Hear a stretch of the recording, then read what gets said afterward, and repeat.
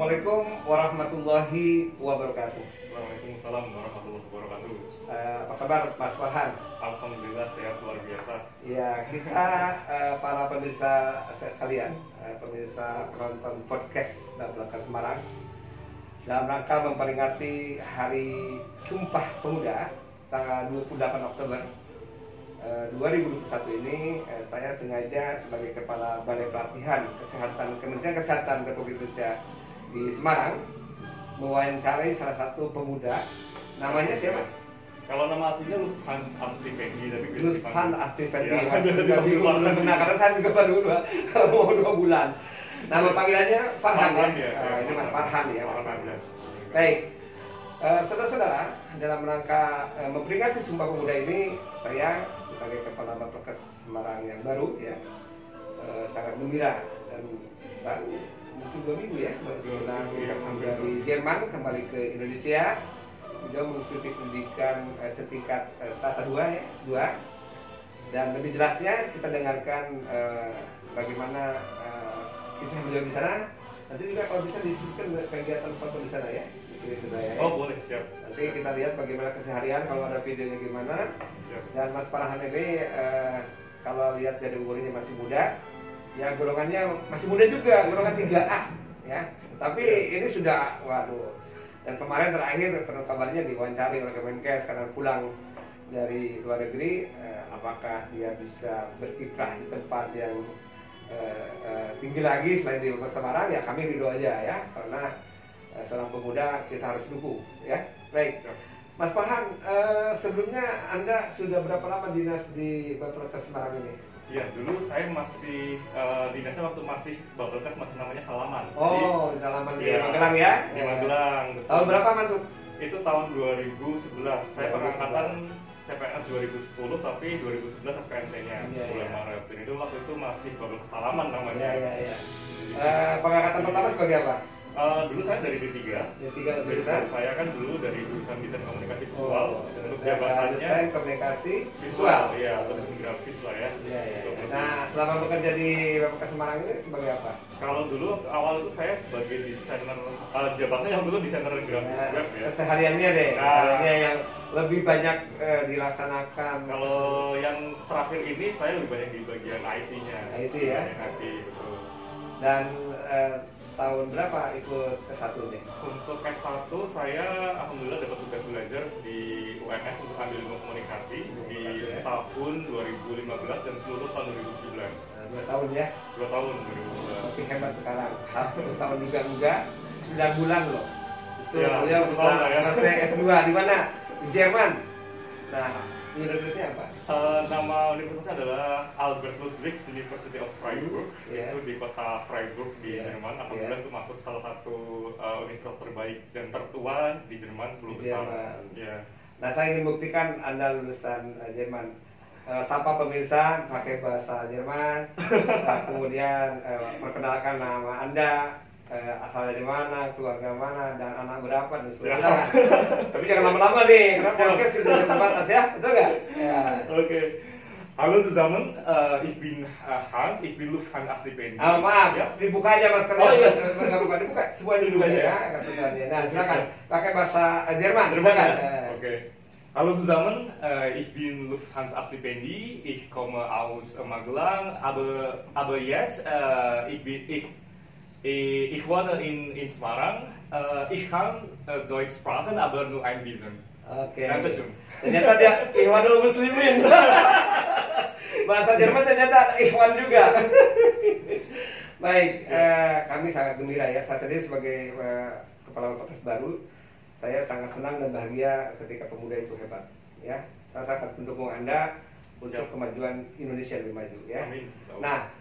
Sekarang saudara, harapan saudara begitu tiba ke sini ya, sementara Anda penempatan tetap masih di Bapelkes Semarang ya, tapi saya tidak akan mengikat saudara ketika ada orang yang mengambil dan memang betul-betul Anda diberdayakan sesuai dengan keahlian, ilmu yang diterima di Jerman, begitu ya. Sekarang kembali ke pekerjaannya sekarang sementara bagaimana nih? Berapa bulan ya penempatan sementara di mana nih? Iya, kalau sekarang masih di Semarang, Bapelkes Semarang ya. Cuman untuk Menyesuaikan lagi ya. Iya Pak, ini masih menyesuaikan, memang nanti ke arah pengennya memang ke arahnya nanti sebagai bidai suara ya, karena memang sudah oh iya betul, memang ya. ini saya sengaja tempatkan dulu di administrasi umum supaya Pak sedikit mengamalkan ilmu yang dapat dulu. Siap. Nanti arahnya lebih memanfaatkan lagi sebagai bidai suara ya. Siap, amin. Nah, bidai suara sendiri menurut Anda bagaimana? Bidai suara saat ini memang cukup berperan penting ya Pak, karena berperan penting dalam proses pelatihan ya. Karena balai pelatihan adalah balai untuk pelatihan dan orang yang terdepan sebelum semua penunjang menunjang adalah bidai suara. Jadi bidai suara itulah orang-orang yang sangat hebat dan harus berperan aktif menjadi pelatih, menjadikan orang-orang yang ada gap kompetensi menjadi kompeten. Betul kan? Betul sekali Pak. Ya. Skripsi atau tesis Anda apa judulnya? Kemarin saya ambilnya bahasa Jerman lagi, bukan lagi. Tesisnya apa? Kemarin pakai bahasa Inggris. Oh, bahasa Inggris. Karena untuk perkuliahan pakai bahasa Inggris. Iya, oke. Oh, bahasa Inggris ya kalau kuliah ya? Karena kelas internasional. Saya pikir saudara pakai bahasa Jerman. Hanya sehari-hari aja Pak. Iya. Topiknya terkait dengan promosi kesehatan Pak, karena memang concern saya kan background saya ada di media dan juga di komunikasi. Kemarin saya ambil jurusannya Global Urban Health. Jadi fokusnya saya ke kesehatan masyarakat, promosi kesehatannya. Dan kemarin saya ambil topik terkait dengan Germas, bagaimana sosial media itu, kampanye sosial media terkait dengan Germas di media sosial itu dapat mempengaruhi kesadaran masyarakat terkait hidup sehat selama pandemi COVID-19 itu. Oh ya, jadi mau tidak mau karena masa COVID ya paling seksi untuk dijadikan sebuah penelitian adalah tentang COVID. Menurut Anda bagaimana tentang COVID terjadi puncaknya di 2021 itu di bulan Juli? Bagaimana menurut Anda? Kalau menurut ini Pak ya, termasuk di Jerman itu memang puncak nggak atau nggak kalau Juli di sana? Kalau di Indonesia kan Juli ya? Ya, mungkin saya bisa kasih perbandingan dulu Pak ya. Silakan. Jadi di awal itu sebenarnya memang sebelum kasus Indonesia memuncak di bulan Juli itu memang di Jerman itu sudah angka daily case-nya dan juga daily death-nya itu udah 2 kali lipat Indonesia sebenarnya Pak. Iya, memang itu sebelum Anda bicara ya. Saya punya seorang sahabat ataupun kenalan kami ada profesor di Amerika, tapi dia bukan orang USA United States, tapi orang sudah asli. Profesor Jerome Utara ini mengatakan Indonesia masih bagus, masih hebat. Di Amerika itu kematian udah 1,5 juta kemarin. Sekali sehari kasus sampai hampir 100.000 sehari. Bagaimana coba? Makanya harus cinta Indonesia, ya. Ya kembali lagi. Gimana kasus di sana? jadi kan angkanya 2 kali lipat pas di awal itu. Nah, tapi di Jerman itu bagus Pak. Kalau di sana itu lockdown, itu benar-benar lockdown. Ketika waktu pas saya datang September 2020 ya, saya datang di Jerman itu belum lockdown. Terus tapi ketika bulan Desember itu sudah mulai lockdown dan itu sampai bulan Mei lockdown.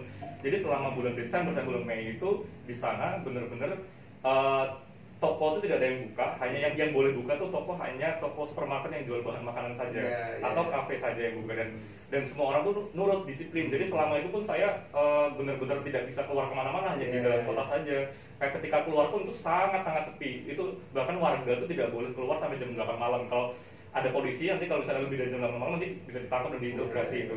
Nah, selama itu pun memang dari pemerintah Jerman juga memberikan semacam bantuan ya dan pinjaman bagi mereka yang toko usahanya tutup itu untuk bisa survive ya selama lockdown itu. Dan kemudian dari Jerman juga menargetkan untuk vaksinasi. Nah, ketika vaksinasi mereka sudah mencapai di atas 70%. Sudah. Bulan apa itu? Tahu saya waktu pas 2 bulan yang lalu itu sudah 60%. Waktu pas saya masih di Jerman itu sudah 60%. Terus waktu juga bisa sama itu. Belum Pak, di sini di Indonesia masih. Tapi yang dosis satunya ya. Oh iya, betul. Dosis lengkapnya ya. Oh gitu. Betul. Ya, dosis 1 dan dosis 2. Jadi sudah cukup tinggi sehingga waktu itu pas bulan Mei itu pun juga sudah dibuka akhirnya. Lockdown dibuka dan sudah mulai bisa seperti sebenarnya nggak seperti biasa ya, tapi sudah mulai ada batasan, ada social distancing juga dan sebagainya begitu. Dan kemudian kalau di Indonesia kemarin tinggi itu memang pertama kalau saya melihat karena kita kan udah agak longgar tapi kita belum vaksinasi Pak. Gitu. Ya, karena kita dan juga mungkin kita banyak hari raya ya. Iya. Libur ya. Libur. Kan bulan April ya, gimana betul. sudah Apalagi kasus Delta juga masuk. Betul. Kita ada hari raya, jadi iya. sudah agak longgar, tapi vaksinasi masih belum di atas 50% lebih kan. Nah, akhirnya ya sudah meningkatlah itu kasus di tapi Indonesia. menurut saya sih tetaplah cinta Indonesia saya ya. Tapi kita berharap supaya itu gambaran Jerman nggak apa-apa. Tapi kita Indonesia. Indonesia itu kalau lockdown gimana kan? Kalau lagi mungkin bagaimana GDP dan penghasilannya kan beda dengan Indonesia. Betul sekali Pak. Jadi betul. Tapi kalau lihat dari usaha pemerintah itu saya pikir sudah bagus ya, karena dengan levelisasi, kemudian diawasi setiap 2 minggu ataupun 2 minggu tuh pengumuman levelisasinya kan, tapi kan ketat juga. Nah ini harapan kita memang dengan adanya COVID diambil hikmahnya, tetapi tetap cinta Indonesia. Makanya Sumpah Pemuda hari ini saya juga wawancara kamu, Farhan, yang saya katakan kamu orang hebat ya. Sehingga saya mewawancari kamu, saya itu kepala pandai tapi wawancara kamu karena saya senang ini untuk podcast seperti ini ya. Nah, sekarang gimana nih persiapan untuk menjadi Widaiswara? Kalau dari saya sendiri sih Pak, intinya lebih banyak ini Bang membaca ya. Kebetulan saya memang suka membaca juga dan terkait dengan keilmuan saya kan saya memang concernnya itu di health promotion dan education juga, lebih banyak membaca ke atas itu dan mencoba nanti juga pengen sedikit lah melakukan penelitian mungkin terkait dengan media sosial, hubungannya dengan awareness, hubungannya dengan health promotion. Karena memang sekarang Bapak tahu sendiri kan, sekarang zamannya anak muda dan anak muda lebih mendominasi di sosial media gitu. Nah itu makanya saya sengaja nih ya. Saya gini-gini YouTuber. Tapi YouTubernya baru 1.500-an subscribe ya, itu karena belum keurus. Tapi saya tidak untuk pribadi. Ini podcast ini adalah untuk Bapak ke Semarang ya, untuk mengembangkan mulai dari hal kecil. Start small, think big. Where there is will, there is way. Where there is will, there is way. Di mana ada kemauan, di situ ada jalan. Manjada wajada. Nah, kita mulai dari seperti ini. Mudah-mudahan Bapak ke Semarang berkembang. Dan Anda adalah bagian daripada Bapak Semarang. Anda anak muda baru datang dari Jerman, ya. Dan mudah-mudahan bisa mewarnai Bapak ke Semarang yang ingin selalu maju. Dan insya Allah kita pun juga ada beberapa orang yang hebat ya di sini, seperti nanti ada Pak Aris, itu jago di bidang statistik, kita kolaborasi untuk penelitian dan sebagainya. Alhamdulillah kemarin kedatangan juga Bapak Dekan Fakultas Kesehatan Masyarakat Undip datang ke sini juga. Nah ini suatu kebahagiaan kita ya. Nah di hari Sumpah Pemuda, Anda sebagai pemuda, saya juga pemuda katanya, 65 tahun sekarang pemuda kan, gitu. Nah Anda sebagai pemuda yang betul-betul terlaku pemuda. Sekarang adalah hari Sumpah Pemuda tanggal 28 Oktober 2021. Apa harapan Anda terkait dengan Sumpah Pemuda ini? Ya, harapan saya terkait dengan Sumpah Pemuda, kita kan generasi muda, harapannya di Indonesia ini kalau kita lihat itu sampai surplus orang-orang muda nanti akan menjadi proyeksi orang-orang yang mendominasi di 2030. Mendominasi apa? Mendominasi seluruh populasi. Mendominasi populasi di Indonesia. Ya, Supasek ya dalam kehidupan dan sebagainya. Jadi milenial istilahnya ya.